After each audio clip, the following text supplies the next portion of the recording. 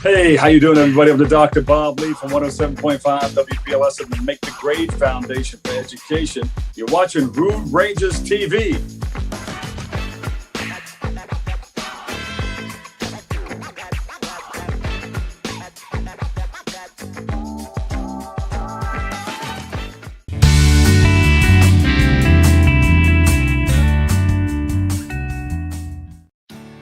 Welcome to Conversations with the Quick Flick Critic. I am your host, John Smistad, where each week I introduce you to a wide range of remarkably creative and inherently interesting people representing the broad spectrum in the world of entertainment. I invite you to listen, learn, laugh. Today, our guest is author David W. Berner. David is the author of several works of memoir and fiction. His books have won awards from the Society of Midland Authors, the Chicago Writers Association, and the Eric Hoffer Book Prize. David spent a summer writing at the Jack Kerouac House in Orlando, Florida, as the honored writer-in-residence. He was later named the writer-in-residence at the Ernest Hemingway Birthplace home in Oak Park, Illinois. He's also an award-winning broadcaster and a journalist. David, welcome to Conversations with a Quick Flick Critic. This is great. Appreciate it very much, Sean. This is an honor. Appreciate that. Well, thank you. We're going to have fun. We're going to talk about your book, your forthcoming book. It is called SANDMAN, a golf tale. It is a novella. I have read it. I enjoyed it. We're going to talk about the book and give people an idea of what the story is about. Sure. And just a little bit, of course. I like to start with the creative people that I talk to, kind of from the seeds of your creativity. Okay. Do you remember, David, a moment or a stretch in time in your life when you realized, man, I really love writing, and I would imagine it coincided with a love for reading, perhaps? Well, yeah, I think that's true for a lot of authors who say that, they were readers as young people. And my mother was a big reader, and she always was handing me a book when I was a kid. So that was not an unusual thing at all for me to have books around the house. Mainly a lot of nonfiction books when I was younger, not really fiction books, but she was really into those, Encyclopedia Britannicas back in the day and all that. So, I spent a fair amount of time being a reader. There's no doubt about that. But being a writer is an interesting avenue for me. I remember the very first book I wrote. It was in fourth grade, because we had to write it as a project, and we actually made the books out of paper mache. Wow. And I remember it, and I still have it. My mother must have kept it, so I still have it. It's called The Cyclops, and it was about an undersea adventure. I was really big into undersea adventures at that time in my youth. And I remember writing that, and I really enjoyed the process. I still kind of remember that a little bit, but I didn't really know how to equate that to, being a writer or creativity. I was just a kid, having fun. Yeah. But in time, I became a journalist, mainly a broadcast journalist, and I always loved writing the copy for broadcast and doing all that work. And, I always loved that process, but I never thought I would write long form. I did some journalism work for print and digital work and things like that were 1,500 words or whatever the calling was at the time. But it was an incident that happened to me when I actually backed out of broadcasting that got me really interested in writing. And I have to credit my two sons on this. I stepped away from broadcasting for a time to teach in a troubled school district outside of Chicago as a sort of honors program in a way. And for me, and I wanted to break away from broadcasting for a time. I needed a little bit of a break, and I would come home and I would tell these stories to my children who lived in a fairly privileged world, didn't know about some of these things that I was seeing, and I would tell them the stories. And one of my sons said, well, "Daddy, you're writing this down," and I felt terrible that I hadn't been writing it down, and I started to begin to write it down. And backtrack and thought about it more. And that became my very first book, called Accidental Lessons, which is about a year teaching in that school, and also at a time that it was really a turning point in my life. So there was this sort of two avenues of the road going down the same path, trying to figure out where they were going to be and what they were going to do. And that was not only a life-changing moment for me as a writer, but it was a life-changing moment for me, period. That time in my life was very interesting. And it really made me rethink what I was doing and how I wanted to go about the rest of my life. So I hope that answers your question. It's kind of a meandering road to the answer to that, because there are a lot of different elements to it. I didn't wake up one day and say, "Oh, gee, I want to be a writer." I didn't. It kind of came in starts and spurts along the way. It wasn't a epiphany moment, if you will. Understood. And I think that's rather typical for most creative people, certainly for writers. It's kind of a whole different animal there. And I know you understand what I'm talking about there. In terms of the actual process of writing, I'm tremendously interested in this. I write, haven't been published as often as you have, but I love writing. I am in touch with a community, several communities of writers. It's always interesting to me where your journey takes you, David, as an author, from the germ of an idea to the specifics of how do you start to mold this into a story. How does that happen for you? What is that process? And then as much as you can, specifics and the structure that you use to get to the point where you're at now, where you are a multi-published author and your stories get out to the public for us to read. Yeah, I'm of that belief that the stories are kind of always out there. You just have to find a way to catch them. Yeah. Or they're nebulous, they're kind of fuzzy, like you don't have your glasses on. You put your glasses on, you can finally see it. Yeah. I'm not one of those writers who writes an outline. I don't do outlines. Okay. Even when I write fiction or nonfiction, I tend to kind of see where the writing takes me and then mold it into some kind of shape later. And I do that with fiction too. There are many times that I have no idea where the story is going to go.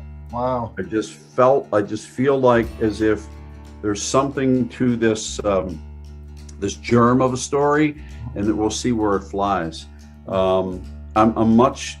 That's a little bit unusual for most writers, I think. Some people, some writers start with, they actually know how a book is going to end.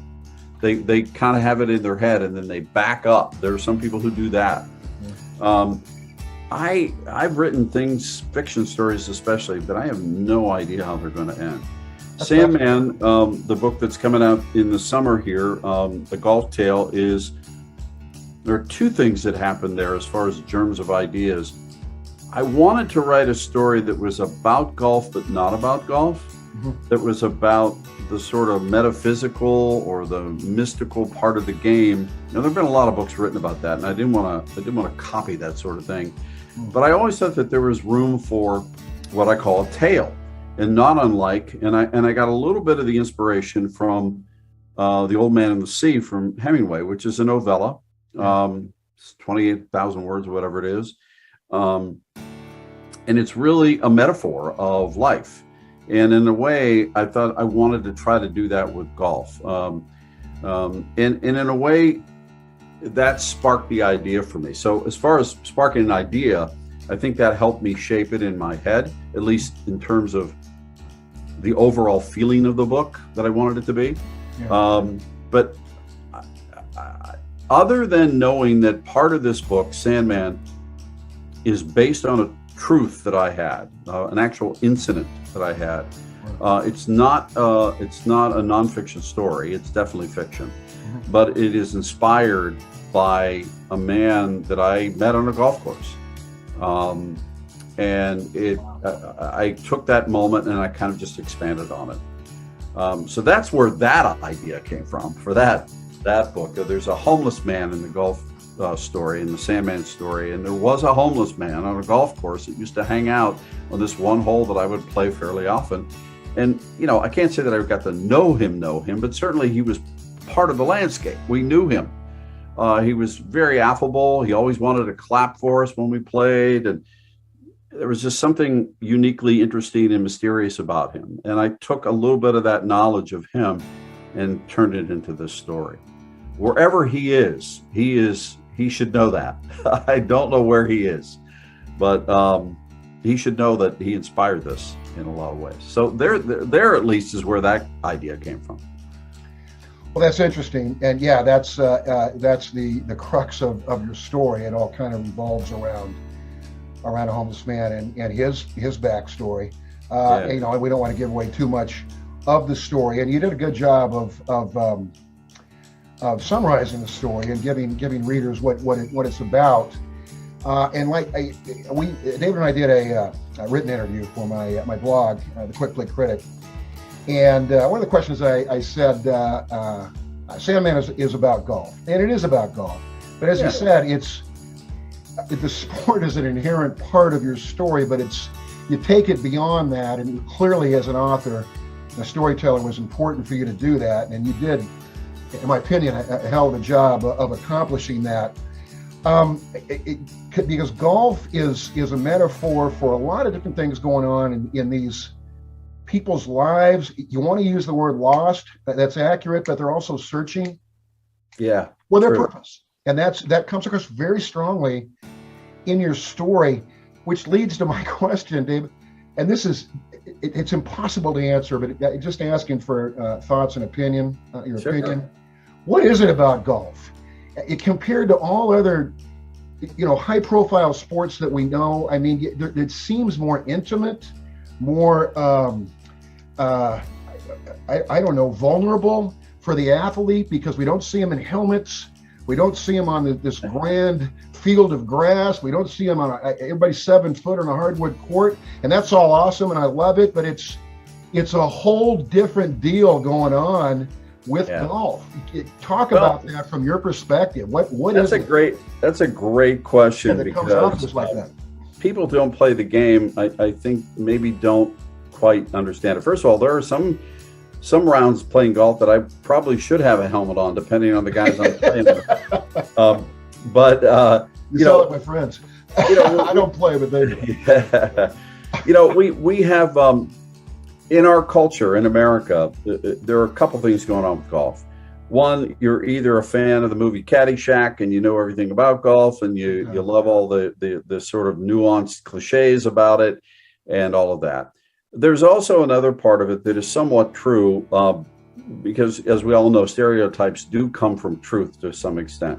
Yeah. So the stereotype of golf is this elitist, sort of moneyed, privileged game, right? Well, that is partially true, but only in America. Most of the golf that's played in UK, in Scotland particularly, where it is, where it was discovered, if you want to call it that, founded, developed, established, it's in every man's game. It's the course at St. Andrews, the most famous course in the world, believed to be the first golf course in the world, is public land. And the people going to the beach on the other side of the course have the right of way. That doesn't happen. Yeah, you point that out in your book. I was not aware of that, Dave. That does not happen in America. So, what is it about golf is your question. I love the fact that its roots are in the everyman game. I hope that comes through in the story. I think that's really important, to keep golf available to everybody. That it's not and shouldn't be an elitist game. But the special thing about golf to me is, I guess there's one aspect of it that I think says a lot. It is the only sport that I know of that the player can call a penalty on himself. Yeah. And that to me says a lot about what the game really is about. It's about integrity. It's about self-knowledge. It's about mindfulness. It's a head game. Bobby Jones said many, many years ago, Bobby Jones, the famous golfer, said many, many years ago, the golf course is only 6 inches long, the space between your ears. Yeah.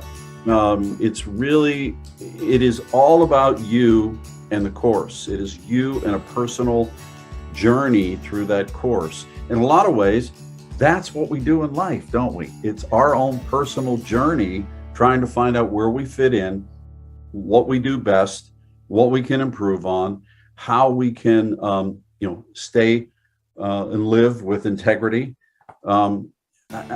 Maybe that's overstated sometimes, but the metaphor of life with golf, to me, just fits like a glove. It just really does. More than any other sport. And baseball's been written about through literature a lot. Sure. And it has the pace of a book almost, right? Well, I think golf does too. Yeah. So I think there's a lot there that says a lot about life and how we want to present ourselves in the world in the game of golf. Even if you don't play, and I think if you can understand just a little bit of it, I think you'll see that. And hopefully that comes out in the book, in SANDMAN. It does. It does in a very resonant way to this reader, and I know it will to many more. You talk about the space in between the 6 inches that Jones referred to. That's really anything you endeavor to do in life. Pro golf is littered with guys. I know you can think of them, David, and women as well, where you see that the game has gotten to them, and it's broken them down, and they've lost. It's a really painful thing to watch. Yeah. On the golf course and off the golf course, but and other things are going on in people's lives. But the game, as my dad would say, took him out of the ball game for a while, and that's tough. It is, and I want to kind of differentiate the difference between the professional golfer and the game of golf. Yeah, the professional golfer is a sport. It's an entertainment sport. These guys are at a level that most of us in the rest of the world would ever get to. They are playing for their livelihood. They are playing for their millions of dollars. But that's not the game that, you get up on an early Saturday morning to go play with your buddies. Exactly. It's a very different thing. Those are not, yes, we're hitting the same balls, the kind of balls, we're using similar clubs, we're walking on similar grass, but we are not playing the same game at all. Exactly. And I think where people get messed up on golf is when they start to think that they are playing like the guys on television. Yes. And the reality is, stop that. Get out there, enjoy the game, do the best you can. Certainly you want to do the best you can, just like you want to do in life, right? Yeah. Play with integrity, have a laugh, take that with you and do it again. And, if you can, it's very hard to do, but if you can stay away from score, yeah, I think you might just enjoy yourself a little bit more. Well, David, great advice, sound advice. I hear and see my friends talking about golf, and years ago, I should have tried out for the pros, and it affects you. It touches you in that way if you're really into the sport, and I have a lot of friends who are. So what you've said is not just words to me; it resonates with people that that I care about. I'm going to ask you this question, and we do want to talk about how people can get SANDMAN when it's available. It is, like I say, it is forthcoming. Hasn't been officially released yet. Yeah. I wanted to ask you, and again, another impossible question to answer, David, but it'd be interesting if you could just perhaps dredge one out of your memory. The most satisfying golf shot that you've ever taken. Wow. You said, man, I am proud of that damn thing. And it may not even gone in the hole or whatever, but it's just that I own that, and I am proud of that for the rest of my days. Well, I think the one that is the most special to me, if I can, and I brought this up before, and my friends tell me I should probably stop talking about this, but you did it. Yeah. So there's 2 reasons why this is special. Okay, so there's a golf course in Scotland, though, for those of you who don't know golf. There's a golf course in Scotland called Royal Troon. Yeah. It is on the rotary of courses for the Open, the British Open. Mm-hmm. Years ago, my father and I had the great honor and opportunity to go to Scotland together and play. My dad loved the game. we were playing at Royal Troon, and there's a par 3 there that they name all the holes in Scotland and Ireland. The holes have names, and this hole is a par 3. So if you're not a golfer, the best way to get out of there would be to get a 3 as a score or lower. So it's 1 shot to the green and 2 putts is normal what you want to do. It's called the postage stamp. The reason it's called postage stamp is because the green is so small, it's like a postage stamp. Well, this was before they played the Open that summer. So we still had the chance to play just before they closed the course to get it ready for the Open. And we played that hole, and the caddy we was with said, if you guys want to play it from the pro tees, it wasn't a terribly long hole, you guys can play it from the pro tees just for fun. Well, it wasn't very long, even for an amateur golfer, so we decided to do it. Well, I hit the green. I was very happy. I parred the hole. I felt very good about it. Wow. Now, what made me even feel better about it was that I was with my dad. Secondly, that I felt very good about it is that not US, but British Open that summer, Tiger played that hole and had a 7. Wow. Of the same team. So as far, and now I just told everybody, don't pay attention to the score, right? But I have to say that was just to know that golf can be that way. The best golfer in the world can have a really troubled time on that hole. And a guy like me, who is a duffer from the Saturday morning league, can par it. And to do it with my dad was just incredible. And to walk that land with my dad was, I can't explain the feeling. I think about it often. So as far as a moment that I remember well, I remember that very well. Boy, I don't blame you. That's priceless. And Woods may have come in the next day and gotten the 2, But he probably did. I don't know. I'd have to look up that stat. But my guess is he probably did better the next day. You can say that with all authenticity and the pride that comes with it. That's awesome, David. I wasn't expecting that. Hey, we want to let people know when SANDMAN, it's SANDMAN: A Golf Tale is the full title of your book, when it releases and how people can get the book. I got an advance copy that you were so kind to provide to me, so I have read it. But let people know how they can get your book when it does release, please. Sure. Well, it's on pre-order now, all the usual places. So Amazon. I don't think it's on IndieBound just yet, but Bookshop. If you're familiar with the book world out there, Bookshop is a good place to go because it helps the local bookstores. So it's available there at Bookshop. It's available at Amazon. It's available at Barnes & Noble. All the places. If it's not in the stores yet because it's on pre-order. So it is officially out in the United States in July 1st. But pre-ordering can be done right now. And the good thing about pre-ordering is, for that person, is it's going to show up at your door when it's ready. And also it helps, very frankly, it helps the author. When we get a lot of pre-orders, it puts us on the algorithms out there on the online buying much higher. Absolutely. So it does help if people do that. So it's always appreciated. But if you will get, you'll get this book, you'll get the in your hand. We are going to have the Kindle book available shortly too. The audio book is in the works. That should also be out in the summer. I'm really privileged that I was able to find this young man to do this work. We did a bunch of auditions, and this young man's first piece of work as an audio narrator. And I absolutely, that's great, David. Yeah, absolutely. When I heard the first audition, the first several sentences, I looked at my wife and said, "He's it." I just knew it. That's great. And I'm really, really happy that he's got that opportunity, but also happy that he's the one. He does a fabulous job. Yeah. So that's all coming out, but it's all the usual places. Pre-orders are always welcome.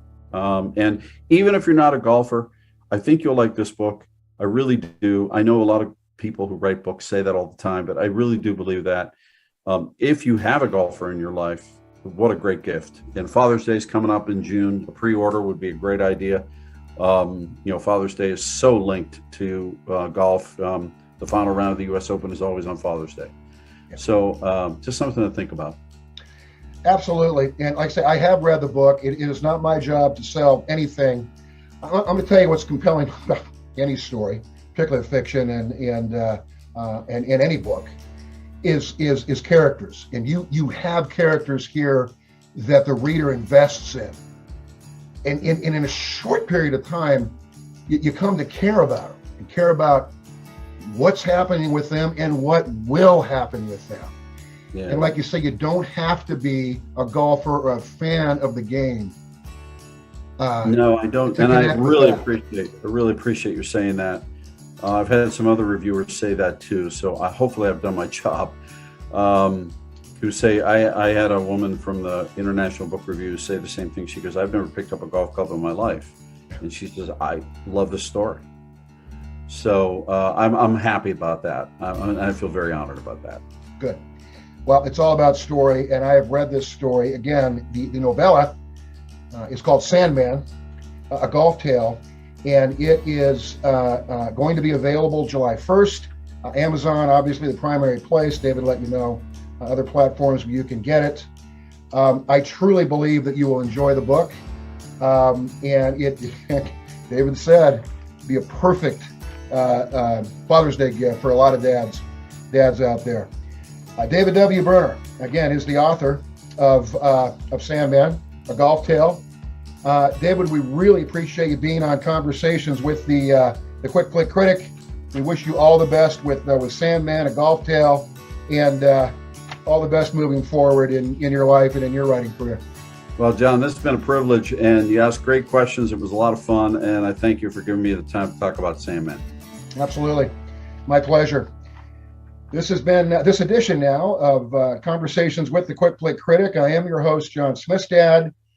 You can hear and see the program every Tuesday at 7:30 p.m. Eastern Standard Time, only here on Rude Rangers TV. That's when it streams live.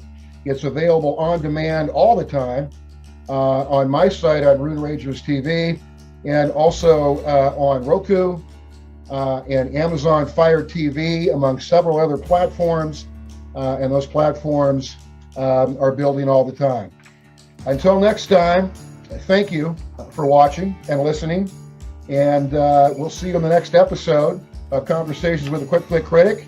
This is John Smistad, and I wish you nothing but good things, and continue to listen, learn, and laugh. Goodbye.